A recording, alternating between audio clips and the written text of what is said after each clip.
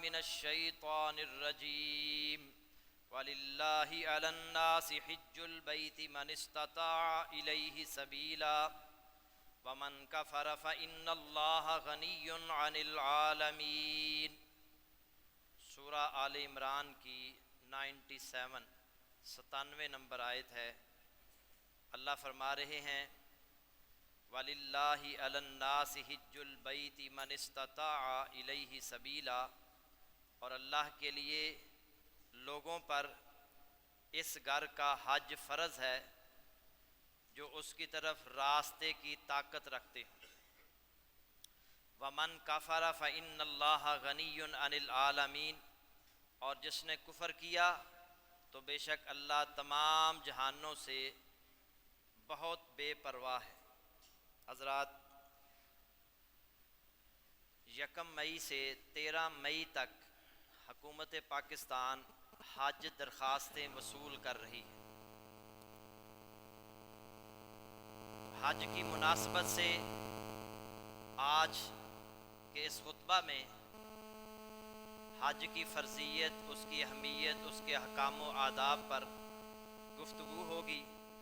اللہ تعالیٰ سے دعا کریں کہ اللہ تعالیٰ ہمیں بار بار حج اور عمرہ کی سعادت نصیب فرمائے،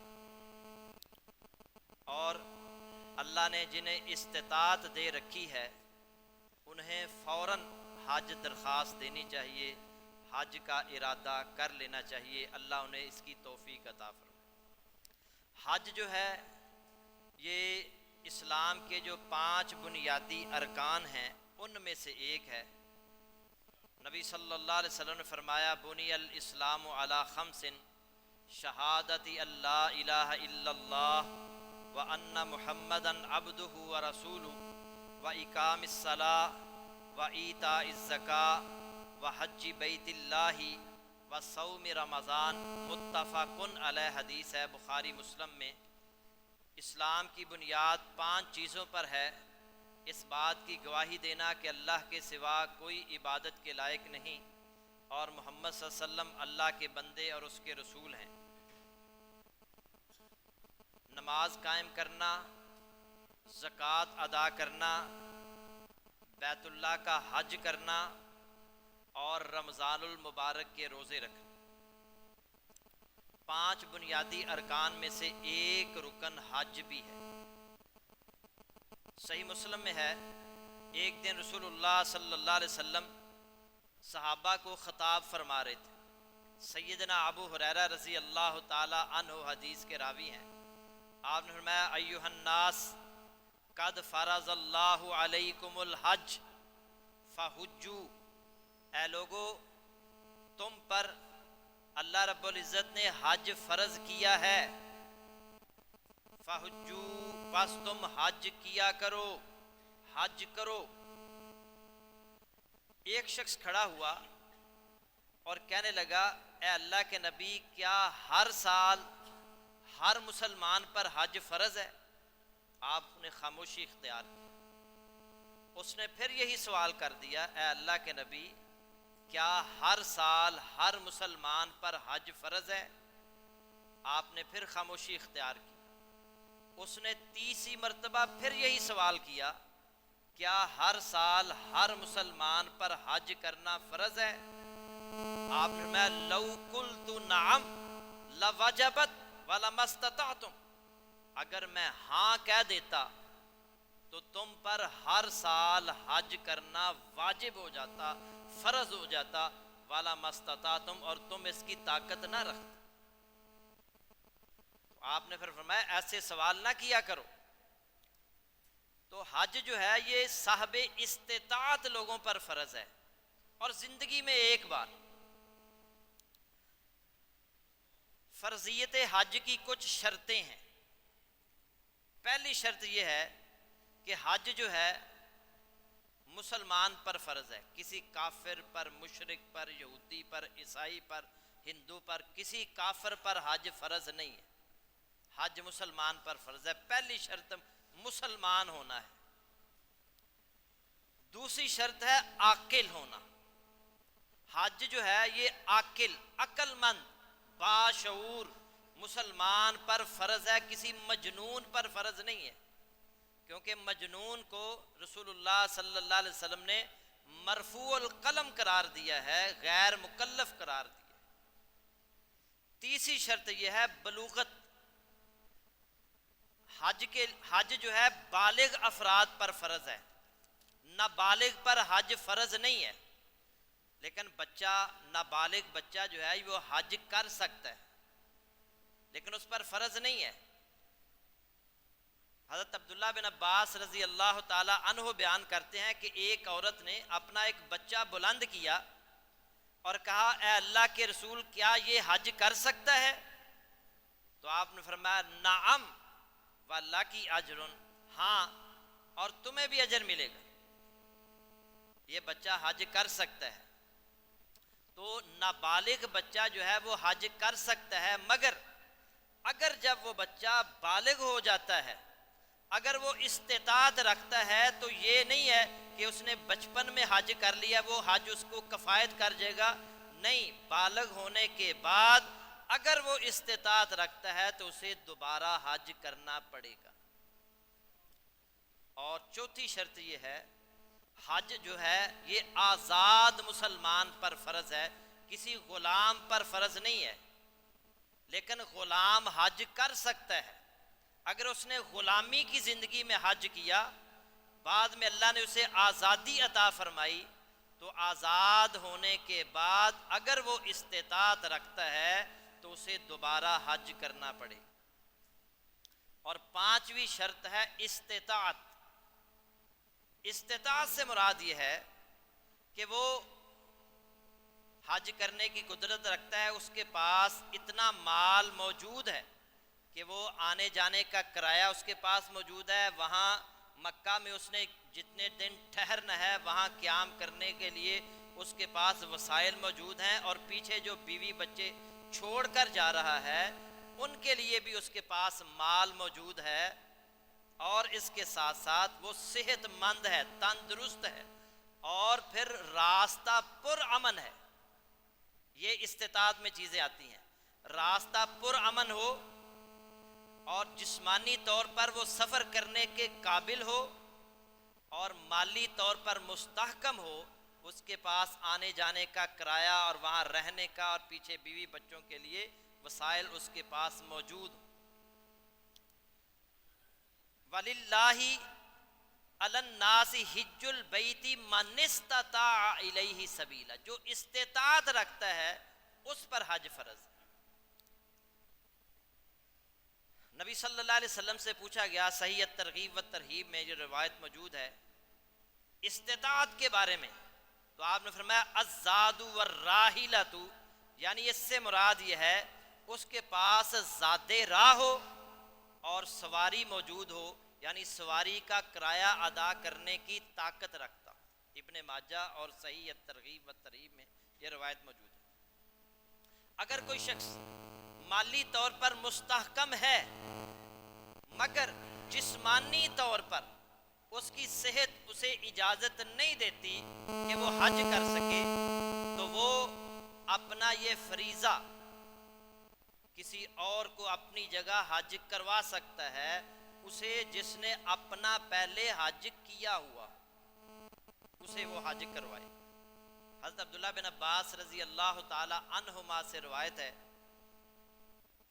کہ ایک قبیلے کی عورت نبی صلی اللہ علیہ وسلم کے پاس آئی اور کہنے لگی ہے اللہ کے رسول میرے باپ پر حج فرض ہو چکا ہے، لیکن وہ بہت بوڑھا ہو چکا ہے، سواری پر بیٹھنے کے قابل نہیں، تو کیا میں اس کی طرف سے حج کر لوں؟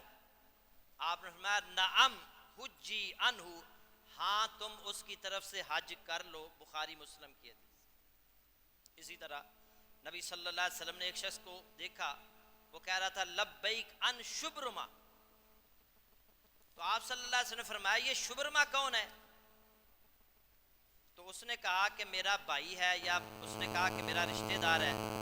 آپ نے فرمایا تم نے خود اپنا حج کیا ہوا ہے، تم شبرما کی طرف سے حج کر رہے ہو، کیا تم نے اپنا حج کیا ہوا ہے؟ اس نے فرمایا نہیں۔ آپ نے فرمایا ابو داود ابن ماجہ میں یہ روایت موجود ہے آپ نے فرمایا حج عن نفسی کا ثم حج عن شبرما، پہلے اپنی طرف سے حج کرو پھر شبرما کی طرف سے کرو، پہلا اپنا حج کرنا ہے پھر کسی اور کی طرف سے حج کرنا۔ عورت کے لیے ایک اور شرط ہے، استطاعت میں جیسے میں نے بتایا مالی طور پر مستحکم ہو، صحت مند ہو، راستہ پر امن ہو۔ عورت کے لیے ایک شرط یہ ہے کہ اس کا محرم اس کے ساتھ، اس کا خامد یا اس کا محرم رشتہ دار اس کے ساتھ ہونا چاہیے۔ اللہ کے نبی صلی اللہ علیہ وسلم کا فرمان ہے، بخاری مسلم کی حدیث ہے، لا یحل لامرأۃ ان تسافر ثلاثا الا ومعها ذو محرم منها، کسی عورت کے لیے حلال نہیں ہے کہ وہ 3 دن کی مسافت کا سفر اپنے محرم کے بغیر کرے۔ 3 دن سے زیادہ کا سفر اس نے کرنا ہے تو وہ محرم کے بغیر سفر نہ کرے۔ حضرات، اگر کوئی شخص استطاعت رکھتا ہے تو اسے فوراً حج کرنا چاہیے، لیٹ نہیں کرنا چاہیے۔ ہمارے یہاں پاکستان کے اندر، پاکستان کے اکثر حاجی انتہائی بوڑھے ہو چکے ہوتے ہیں، جب چلنے پھرنے کے قابل نہیں ہوتے تو حج کرنے نکلتے۔ اگر اللہ نے استطاعت دی ہے تو اسے ڈیلے نہیں کرنا، اسے لیٹ نہیں کرنا۔ جوانی میں اللہ نے استطاعت دی ہے تو جوانی میں آپ جو عبادت کر سکتے ہیں وہ بڑھاپے میں نہیں کر سکتے، تو فوراً حج کے لیے نکلنا چاہیے۔ اللہ کے نبی صلی اللہ علیہ وسلم کا فرمان ہے، من اراد الحج، جس آدمی کا حج کرنے کا ارادہ ہو، فلیتعجل، فرضیت کے بعد وہ فوراً جلدی حج کر لے، فإنہ قد یمرض المریض، کیونکہ ہو سکتا ہے وہ بیمار پڑ جائے، وَتَزِلُّ الضَّالَةُ وَتَعْرِضُ الْحَاجَةُ، یا اس کی چیز گم ہو جائے یا اسے کوئی ضرورت پیش آ جائے۔ اس لیے جیسے ہی اس پر حج فرض ہوتا ہے، اسے استطاعت اللہ دیتا ہے، اسے فوراً حج پر جانا چاہیے۔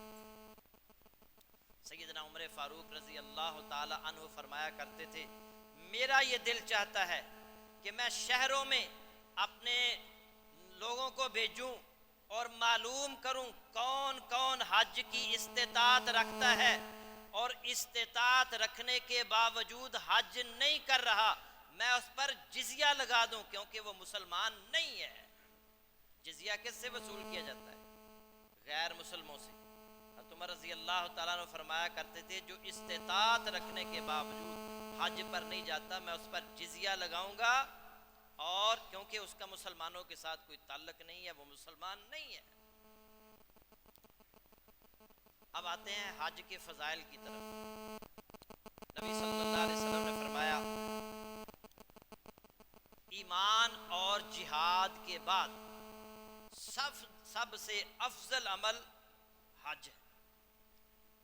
سیدنا ابو ہریرہ رضی اللہ تعالیٰ عنہ حدیث کے راوی ہیں، آپ نے فرمایا، آپ سے پوچھا گیا سب سے افضل عمل کون سا ہے؟ آپ نے فرمایا اللہ پر ایمان لانا اور اس کے رسول پر ایمان لانا۔ پھر پوچھا گیا اس کے بعد کون سا عمل افضل ہے؟ فرمایا جہاد فی سبیل اللہ، اللہ کی راہ میں جہاد کرنا۔ پھر پوچھا گیا اس کے بعد کون سا عمل افضل ہے؟ فرمایا حج مبرور، حج مبرور۔ تیسرا افضل عمل حج مبرور۔ حج مبرور کون سا حج ہے؟ وہ حج ہے جس میں اللہ کی نافرمانی نہ کی گئی ہو، حلال کی کمائی سے حج، اور پھر اللہ کی نافرمانی یہ نہ ہو۔ مجھے ایک ریٹائرڈ ڈی آئی جی نے یہ واقعہ سنا ہے۔ اس نے کہا میں ایس پی تھا تو میرے حلقے کا ایک تھانے دار حج پر گیا ہوا تھا، اور وہ کہنے لگا میں ایس پی ہونے کے باوجود اپنی جو ہے نا وہ تنخواہ سے حج نہیں کر سکتا تھا، ان کی زمینیں تھی، کافی زیادہ کاروبار بھی تھا۔ اس نے کہا کہ میں حج پر گیا تو میں حیران ہو گیا کہ جو میرے علاقے کا ایک تھانے دار تھا وہ سب سے مہنگے ترین ہوٹل کے اندر ٹھہرا ہوا تھا. مجھے بڑی حیرانگی ہوئی تو میں نے پوری ریسرچ کی پھر بعد میں کہ یہ حج پر کیسے آیا، تنخواہ میں حج نہیں کر سکتا، اس کے پاس اتنے وسائل نہیں ہیں. تو پتہ چلا کہ جس ہوٹل میں وہ ٹھہرا ہوا تھا اس کا مینیجر پاکستانی تھا اور اس کا بھائی کسی کیس میں نا یہ اس کے پاس اس کی تفتیش تھی تو اس نے اس کو حج پر بلایا. یہ حج نہیں ہے. اس طرح کہ آپ ہر سال حج کرنے چلے جائیں رشوت لے کر، فراڈ کر کے، پلاٹوں پر قبضے کر کے، زمینوں پر قبضے کر کے، بہنوں کا حق کھا کے حج پر چلے جائیں اور سمجھیں کہ میرے گناہوں سے اس طرح پاک ہو جاؤں گا جس طرح آج ہی ماں کے پیٹ سے پیدا ہوا ہوں. نہیں، یہ کوئی حج نہیں ہے. حج مبرور وہ حج ہے جو حلال کی کمائی سے کیا گیا ہو اور اس میں اللہ کی نافرمانی نہ کی گئی ہو. اور اس کی نشانی یہ ہے جب حاجی حج کر کے واپس آئے تو دوبارہ گناہوں کی طرف نہ جائے، اس کا کام نیکی کے کاموں کی طرف ہو، اس کی رغبت نیکی کی طرف. اور نبی صلی اللہ علیہ وسلم نے فرمایا عمر رسیدہ، کمزور اور عورت کا جہاد حج اور عمرہ ہے. سیدنا ابو ہریرہ رضی اللہ تعالیٰ عنہ راوی ہیں، جہاد الکبیر والضعیف والمرأتی الحج والعمرہ. عمر رسیدہ، کمزور اور عورت کا جہاد حج اور عمرہ ہے.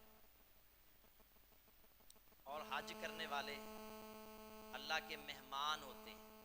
اللہ میزبان، حج کرنے والا، عمرہ کرنے والا یہ اللہ کا مہمان ہوتا ہے. اور نبی صلی اللہ علیہ وسلم فرمایا ان کی دعا قبول ہوتی ہے. عبداللہ بن عمر رضی اللہ تعالی عنہما حدیث کے راوی ہیں، ابن ماجہ، ابن حبان، صحیح الترغیب والترہیب میں روایت موجود ہے. نبی صلی اللہ علیہ وسلم فرمایا الغازی فی سبیل اللہ والحاج والمعتمر وفد اللہ. اللہ کے راستے میں جہاد کرنے والا، حج کرنے والا، عمرہ کرنے والا، وفد اللہ، یہ سب اللہ کے مہمان ہوتے ہیں. وَدَعَاهُمْ فَأَجَابُوهُ، اللہ نے انہیں بلایا ہے تو یہ چلے آئے. اللہ نے بلایا، یہ چلے آئے. وَسَأَلُوهُ فَآتَاهُمْ، اب یہ جو کچھ اللہ سے مانگیں گے اللہ انہیں عطا فرمائے، جو بھی مانگیں. اور حج مبرور اس کا بدلہ، اس کی جزا نبی صلی اللہ علیہ وسلم فرمایا جنت ہے. سیدنا ابو ہریرہ حدیث کے راوی ہیں، بخاری مسلم کی حدیث، الحج المبرور لیس لہ جزاء الا الجنہ. حج مبرور کا بدلہ جنت ہی ہے. اور حج جو ہے یہ گناہوں کو مٹا دیتا ہے. حضرت عمر بن عاص رضی اللہ تعالیٰ عنہ نبی صلی اللہ علیہ وسلم کے پاس آئے اور آ کر کہنے لگے اے اللہ کے نبی، میرے دل میں اللہ نے اسلام کی محبت ڈال دی ہے، میں اسلام قبول کرنا چاہتا ہوں، آپ اپنا ہاتھ آگے بڑھائیں. آپ نے اپنا ہاتھ آگے بڑھایا، انہوں نے بھی اپنا ہاتھ آگے بڑھایا بیعت کرنے کے لیے، پھر ہاتھ پیچھے کر لیا. نبی صلی اللہ علیہ وسلم نے فرمایا عمر بن عاص اب کیا ہوا ہے، ہاتھ پیچھے کیوں کیا؟ کہنے لگے اللہ کے نبی مجھے میری ایک شرط ہے. آپ نے فرمایا کون سی شرط؟ کہنے لگے میری شرط یہ ہے، مجھے یہ گارنٹی چاہیے کہ اللہ میرے پچھلے تمام گناہوں کو مٹا دے گا تو پھر میں اسلام قبول کرتا ہوں. آپ نے فرمایا اما علمت ان الاسلام یہدم ما کان قبلہ وان الہجرۃ تہدم ما کان قبلہا وان الحج یہدم ما کان قبلہ. آپ نے فرمایا کیا تو نہیں جانتا اسلام پچھلے تمام گناہوں کو مٹا دیتا ہے، ہجرت تمام گناہوں کو مٹا دیتی ہے، اور حج جو ہے یہ بھی پچھلے تمام گناہوں کو مٹا دیتا ہے. حج پچھلے تمام گناہوں کو مٹا دیتا ہے. اور غربت ختم کرنی ہے، غربت ختم کرنی ہے، حج کریں، عمرہ کریں. اللہ کے نبی کا فرمان ہے، نبی صلی اللہ علیہ وسلم نے فرمایا ادیم الحج والعمرۃ فانہما ینفیان الفقر والذنوب. حج اور عمرہ ہمیشہ کرتے رہا کرو کیونکہ یہ دونوں غربت اور گناہوں کو اس طرح مٹا دیتے ہیں، اس طرح ختم کر دیتے ہیں. کما تنفی الکیر خبث الحدیث، جس طرح بٹی لوہے کے جنگ کو ختم کر دیتے ہیں۔ غربت ختم کرنے کا علاج حج اور عمرہ۔ میں ذاتی طور پر 2 ایسے بندوں کو جانتا ہوں، استطاعت رکھنے کے باوجود حج نہیں کر رہے تھے، ہم نے انہیں کوشش کرتے رہے، کاروباری آدمی تھے، ایک ذمہ دار، الحمدللہ اس نے پھر حج کا ارادہ کر لیا، حج کیا، اور پھر اس کے بعد 5 سال تک وہ مزید زندہ رہا اور ہر سال حج کرتا رہا، اور اس نے بتایا کہ میں حج کر کے حج کا ارادہ کرتا ہوں، میرے کاروبار میں اللہ اضافہ کر دے، اور پھر ہر سال اس نے بہترین پیکج کے ساتھ پرائیویٹ حج کرتا رہا۔ اسی طرح ایک شخص نے بتایا کہ ہمارے حالات بہتر نہیں ہو رہے تھے، زمینیں تھیں لیکن حالات کچھ بہتر نہیں ہو رہے تھے، تو وہ کہتے ہیں کہ ہمیں کسی نے مشورہ دیا کہ آپ حج کر کے آئیں، پوری فیملی، اور 1-2 ایکڑ بیچنے پڑتے ہیں تو بیچ دیں، 2-4-5 ایکڑ بیچ کر چلے جائیں۔ انہوں نے اپنی زمین بیچی اور وہ پوری فیملی حج کرنے چلے گئے، اور اس وقت سے لے کر ہر سال وہ کہتے ہیں مسلسل پھر ہمارے اللہ نے حالات بہتر سے بہتر کرتے چلے۔ تو حج اور عمرہ اللہ کے نبی فرما رہے ہیں یہ گناہوں کو بھی مٹاتے ہیں اور غربت کو بھی ختم کرتے ہیں، فقر کو بھی ختم کرتے ہیں۔ ایک عظیم حدیث، صحیح حدیث، اور یہ طبرانی میں حدیث موجود ہے، عبداللہ بن عمر رضی اللہ تعالیٰ عنہ حدیث کے راوی ہیں، رسول اللہ صلی اللہ علیہ وسلم نے فرمایا جب تم بیت اللہ کا قصد کر کے گھر سے روانہ ہوتے ہو، توجہ سے سنیے گا، اللہ تعالیٰ ہمیں حج کی توفیق عطا فرمائے۔ اگر اے اللہ ہمارے پاس اگر وسائل نہیں ہے تو تیرے پاس تو ہے نا، تو ہمیں بغیر وسائل کے بھی حج کرا سکتا۔ میں ایک عالم دین ہے مولانا عیش محمد، صوفی عبداللہ کے شاگرد، ان کی جیب میں کوئی پیسہ نہیں ہوتا لیکن ہر سال حج کرنے جاتے، ہر سال حج کرنے۔ اور ایک دن عجیب انہوں نے واقعہ سنایا، ہم نے کہا مولانا صاحب کوئی خاص کوئی عجیب واقعہ سنایا، کہنے لگے کہ میں اللہ سے دعا کر رہا تھا یا اللہ میں نے حج پر جانا، اس دفعہ بھی حج پر جانا، میرے پاس کوئی پیسہ نہیں تھا، اور پھر حج درخواستیں حکومت کی بھی ڈیٹ ختم ہو گئی، پرائیویٹ کی بھی ڈیٹ ختم ہو گئی، میں نے کہا یا اللہ میں نے حج پر جانا ہے۔ اس وقت جنرل حمید گل زندہ تھے، جنرل حمید گل کا فون آیا، بابا جی کتنے ہو؟ انہوں نے کہا جی میں میاں یہ مامو کانجن، فوراً آؤ اسلام آباد۔ وہ کہتا ہے میں اسلام آباد گیا، تو کہنے لگے حج تے جانا جے، کوئی درخواست دیتی جے؟ کہنے لگے کہ میں تو نہیں دیتی درخواست، میں جانا ہے حج۔ وہ کہتا ہے جنرل صاحب نے مجھے اب گاڑی میں بٹھایا اور سیدھے سعودی ایمبیسی، انہوں نے کہا جی ان کا لگائیں ویزا دینا، اور ان کا ویزا لگ گیا۔ جنرل صاحب نے رات کو اپنے دوستوں کو بلایا ہوا تھا، وہاں ان کی بیان کروایا، وہیں ایک دوست نے ان کی ٹکٹ کا بندوبست کر دیا، اور وہیں سیدھا وہ ایئرپورٹ سے حج۔ ارادہ کریں، اللہ رب العزت جو ہے آپ کی مدد کرے گا۔ ان سے ہی میں نے دعا کروائی اور میرے دوست نے، ہم وہ حج سے واپس آئے تو ڈاکٹر رنداوا صاحب کہنے لگے بابا جی آ رہے ہیں تو انہوں نے لے کے آنا ہے اسٹیشن۔ میں اور میرا دوست ہم اسٹیشن پر گئے، بابا جی کو ریسیو کیا، ہم نے کہا بابا جی تھی ہر سال حج کرن چلے جاتے ہو، عمرے کرن چلے جاتے ہو، ساڈے واسطے بھی دعا کرنے۔ اسی وقت ان کی عادت ہے اسی وقت ہاتھ اٹھاتے ہیں، اور پھر ان کو یہ نہیں پتا میرے ارد گرد کون بیٹھا ہے، اور وہ دعا کرتے جا رہے ہیں، آنکھوں سے آنسو گرتے جا رہے ہیں، کہنے لگے یہ میرے بھائی ہیں، یا اللہ ان کو بھی عمرے پر لے جا، حج پر لے جا۔ اچھا چند دن گزرے، میرے چچا کا فون آیا، اس نے کہا اپنی والدہ کو ساتھ لے جاؤ، میں پیسے بھیج رہا ہوں عمرہ کر کے۔ میں اور میری والدہ عمرے پر چلے گئے، اور دوسرے ساتھی جو ہیں پروفیسر حافظ ایوب صاحب جانتے ہیں، ڈاکٹر سعید اقبال صاحب جانتے ہیں، بہت سارے لوگ یہاں جانتے، ان کو فون آیا، اور صاحب صاحب حج تے جانا جے؟ انہوں نے کہا کیوں نہیں جانا، آؤ پھر ادھر اقبال ٹاؤن میں فلاں بندے کے پاس چلے، وہ چلے گئے اور ان کا حج کا بندوبست ہو۔ تو اگر آپ ارادہ کر لیں، اچھا انہوں نے ہمارے لیے دعا کی، اور دعا کرنے کے بعد پتہ کیا کہا؟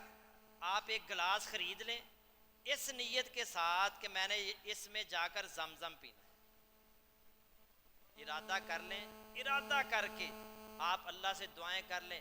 آپ کچھ پیسے ایک جگہ جمع کرنا شروع کر دیں کہ میں یہ ان پیسوں سے حج کرنے جاؤں گا یا عمرہ کرنے جاؤں گا، اللہ رب العزت یقیناً آپ کے اس ارادے کو پورا کرے گا، آپ کو حج پر لے کر جائے گا، آپ کو عمرے پر لے کر جائے گا انشاءاللہ۔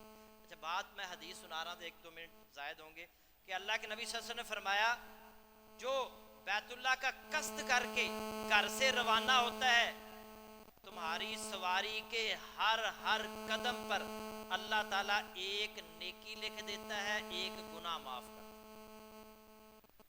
اندازہ کریں آپ لاہور سے گئے ہیں بیت اللہ، اور یہ نہ اندازہ کریں کہ میں جہاز پر گیا ہوں، یہاں سے آپ ایک اونٹ پر اگر جاتے یا پیدل جاتے تو کتنے قدم بنتے ہیں؟ ہر قدم کے بدلے میں ایک ایک نیکی اللہ لکھ دے گا اور ایک ایک گناہ معاف کر دیتا ہے۔ اور جب تم وقوف عرفہ کر رہے ہوتے ہو، اللہ عز و جل آسمان دنیا پر فرشتوں کے سامنے حاجیوں پر فخر کرتے ہوئے کہتا ہے، دیکھو یہ میرے بندے دور دراز کا سفر کر کے پراگندہ حالت میں غبار آلود ہو کر میرے پاس آئے ہیں، یہ میری رحمت کے امیدوار ہیں، میرے عذاب سے ڈرتے ہیں، حالانکہ انہوں نے مجھے نہیں دیکھا، اگر یہ مجھے دیکھ لیتے پھر ان کی حالت کیا ہوتی۔ اور پھر اللہ حاجیوں کی طرف عرفات کے میدان میں نظر رحمت کرتے ہوئے ان کی طرف دیکھ کر کہتا ہے، اگر تمہارے گناہ طے در طے ریت کے ذرات کے برابر ہوں یا تمہارے گناہ دنیا کے ایام کے برابر ہوں، جب سے اللہ نے دنیا بنائی ہے اس وقت سے لے کر قیامت کے آخری دن تک دنیا کے ایام کے برابر تمہارے گناہ ہوں، یا بارش کے قطروں کے برابر بھی اگر گناہ ہوں، تو اللہ نے تمہارے سارے گناہوں کو دھو دیا۔ اللہ تمہارے سارے گناہوں کو دھو رہا ہے، دھو دیتا ہے۔ پھر آگے کیا فرماتے ہیں نبی صلی اللہ علیہ وسلم نے فرمایا، اللہ کہتا ہے جب تم جمرات کو کنکریاں مارتے ہو تو اس کا اجر اللہ تمہارے لیے ذخیرہ کر دیتا ہے، اور جب تم اپنے سار کے بال منڈواتے ہو تو اللہ تعالیٰ ہر بال کے بدلے میں ایک نیکی تمہیں عطا کر، ہر بار کے بدلے۔ اور پھر جب تم طواف کرتے ہو تو گناہوں سے اس طرح پاک ہو جاتے ہو جس طرح آج ہی تمہاری ماں نے تمہیں جنم دیا ہے۔ جس طرح بچہ پیدا ہوتا ہے اس کے ذمے گناہ نہیں ہوتا، اسی طرح جو بندہ حج کر کے واپس آتا ہے، حج مبرور کر کے، اللہ اسے بھی گناہوں سے اس طرح پاک کر دیتا ہے۔ اللہ تعالی ہمیں حج اور عمرہ کی سعادت نصیب فرمائے، ہمیں اس کی استطاعت ہمارے اندر پیدا فرمائے، ہمیں اس کی توفیق عطا فرمائے۔ وآخر